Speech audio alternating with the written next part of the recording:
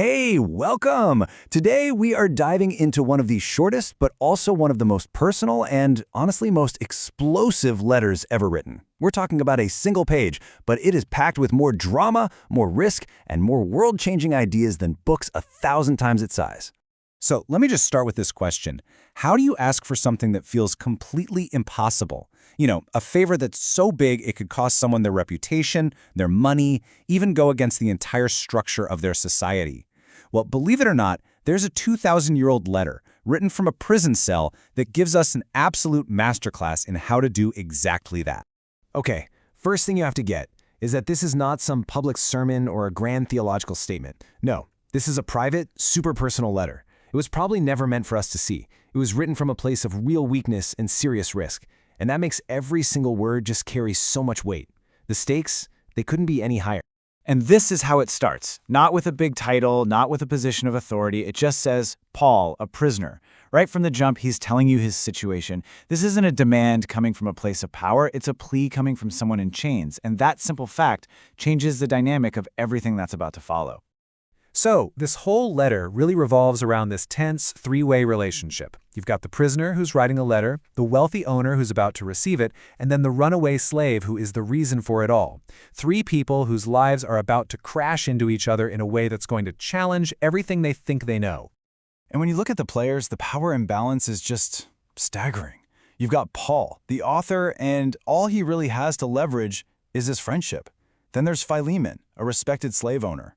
For him, his property, his social standing, and his entire faith are on the line. And then there's Onesimus. He's a runaway slave in the Roman Empire, and for that, the punishment was brutal, often even death. His entire life is hanging in the balance here. So, how in the world does Paul navigate this minefield?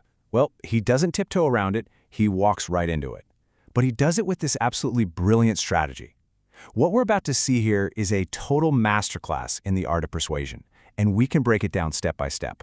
So before Paul even gets close to what he's asking for, he builds this really strong foundation. He starts with genuine praise, right? Reminding Philemon of his great reputation for love and faith. Then he very deliberately chooses to appeal to him as a friend instead of commanding him as an apostle.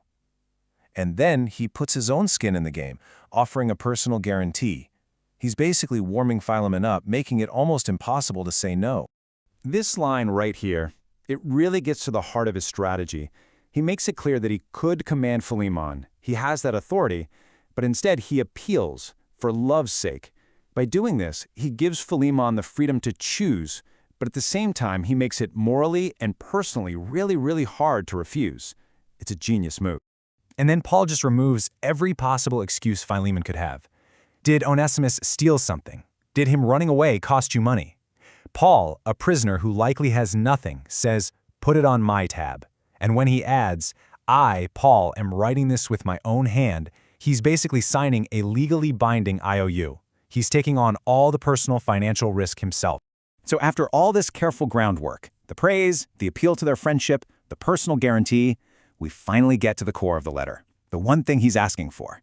And it's a complete bombshell. Just stop and think about that for a second. In the Roman Empire, a slave was property.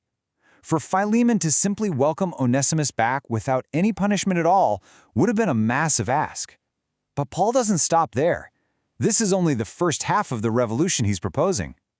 But more than a slave, a beloved brother. This is the line that just shatters an entire social and economic system. Paul isn't just asking for forgiveness, he is asking Philemon to completely change how he sees another human being, from property to family. Let's be really clear about just how radical this was. A slave was legally property. They had no rights, and they were subject to whatever their owner wanted. A brother, though, was a person with equal standing in the community, someone who deserved love and respect. Paul is asking Philemon to completely erase that first column and replace it with the second.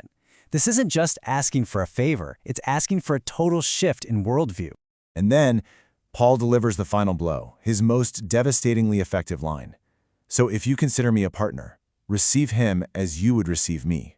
Wow, he just completely closes the gap between himself, the respected apostle, and Onesimus, the runaway slave. He's saying the ultimate test of our friendship, Philemon, is how you treat this man. He's made it impossible to separate the two. So after this incredible, persuasive, frankly dangerous appeal, you'd expect a conclusion, right? You'd want to know what happened. But we don't get one. The historical record just goes silent, leaving us with one of history's greatest cliffhangers. Yeah, we never find out what Philemon did. Did he welcome Onesimus back as a brother, or did he punish him as the law allowed? We just don't know. And, maybe that's the whole point. The fact that the letter survived suggests it ended well, but its silence kind of forces the question off of Philemon and puts it right onto us. So the letter ends, but the dilemma? It doesn't. The decision now belongs to anyone who reads it. So you're faced with a choice that pits social rules, your money, and your personal honor against this radical call to love and forgiveness. What would you do?